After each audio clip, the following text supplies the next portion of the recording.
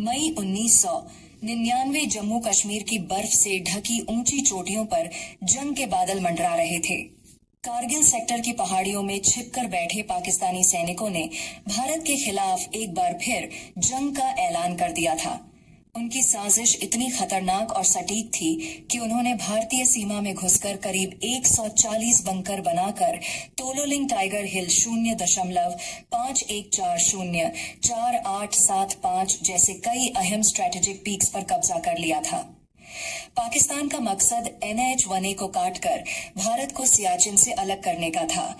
इस साजिश को नाकाम करने के लिए इंडियन आर्मी के लिए सबसे पहले तोलोलिंग को वापस लेना जरूरी था, क्योंकि यह वो पहाड़ी इलाका था जहां से पाकिस्तानी सेना NH-1A को अपनी फायरिंग रेंज में लेकर स्ट्रैंग पोजीशन में थी। इंडियन आर्मी के 18 ग्रेनेडियर्स को आगे बढ़ाया गया। एक कमांडिंग ऑफिसर ने जवानों का हौसला बढ़ाते हुए कहा, ऊपर बस 830 पाकिस्तानी चूहे हैं, जाओ गर्दन पकड़कर नीचे ले आओ। लेकिन हकीकत इससे कहीं ज्यादा खतरनाक थी। तो लिलिंग करीब 16,000 फीट की ऊंचाई पर है, जहां दुश्मन मशीन गन्स और मोटा अर्स के साथ घात लगाए बैठा था। इस ऊंचाई का पाकिस्तानी फौज के पास एक बड़ा फायदा था।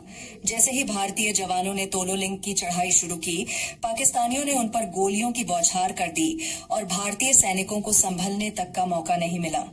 हालात इतने खराब थे कि 18 ग्रेनेडियर्स के जवान 16 दिनों तक एक दर्रे में फंसे रहे। जब कोई भारतीय जवान शहीद होता और साथ के जवान उसका शव लाने की कोशिश करते, तो पाकिस्तानी सेना उनका मजाक उड़ाती और गोलीबारी करते हुए कहती, हिम्मत है तो आकर अपने अफसरों की लाश ले जाओ।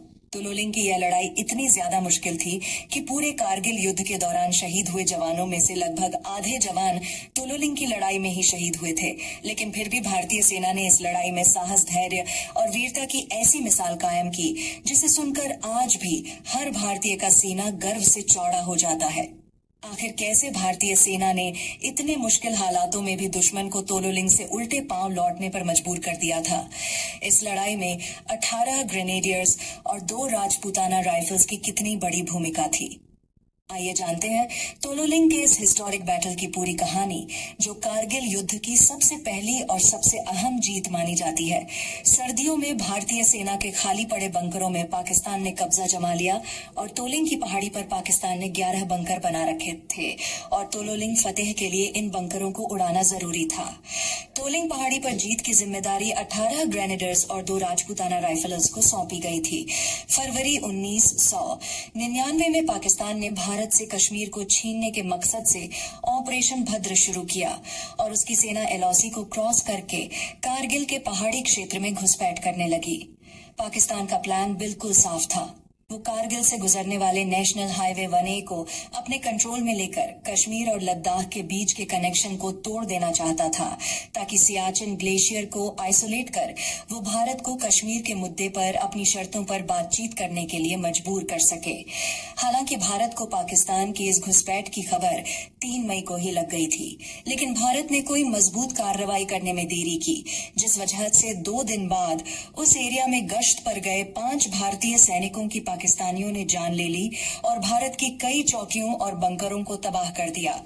पाकिस्तानी सैनिक कारगिल के तोलोलिंग टाइगर हिल 0.5140 थ्री पिंपल्स, खालूब और 04875 जैसे कई स्ट्रेटेजिक इलाकों पर कब्जा जमा चुके थे।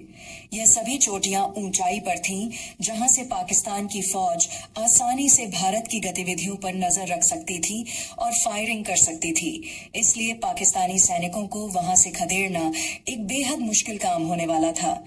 पाकिस्तानी घुसपैठियों को कारगिल की चोटियों से खदेड़ने के लिए इंडियन आर्मी 10 मई को ऑपरेशन विजय की शुरुआत करती है।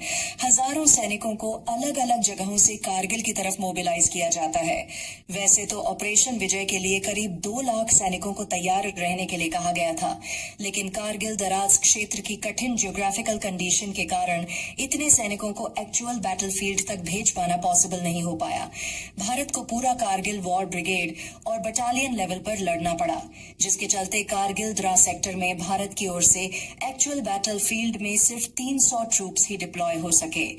शुरुआती दिनों में भारतीय सेना को दुश्मन की एग्जैक्ट पोजीशंस का पता लगाने और अपनी टैक्टिकल तैयारी में थोड़ा वक्त लगा। स्ट्रेटेजिक लोकेशन और युद्ध के ब्रॉडर नतीजों को ध्यान में रखते हुए यह तय किया गया कि सबसे पहले तोलोलिंग को दुश्मनों से आजाद करवाया जाएगा, क्योंकि यहाँ कब्जा जमाकर बैठे पाकिस्तानी सैनिक इतनी अच्छी पोजीशन में थे कि वो न केवल नेशनल हाईवे बने पर भारतीय सेना की एक्टिविटीज पर सीधी नजर रख रहे थे, बल्कि जब चाहे तब NH-1A पर अंधाधुंध गोलीबारी कर भारतीय फौज को नुकसान पहुंचा रहे थे। इस हाईवे पर हैवी आर्टिलरी फायर की वजह से सेना की मूवमेंट तक रुक गई थी। ऐसे में तोलोलिंग को रिक्लेम करना न सिर्फ हाईवे की सुरक्षा के लिए जरूरी था, बल्कि इससे आगे की चोटियों पर बढ़त हासिल करने में भी मदद मिलती। लेकिन तोलिंग को वापस से हासिल करना भारत के लिए बेहद मुश्किल था। तोलोलिंग की ऊंचाई 16,000 फीट है और इसकी चढ़ाई में ना तो कोई कवर मिलता है और ना ही जवानों को छिपने या आराम करने का मौका मिलता है। ऐसे में भारतीय सैनिकों के लिए तोलोलिंग की 16,000 फीट ऊंची पहाड़ियों पर चढ़कर पहले से ही कब्जा जमा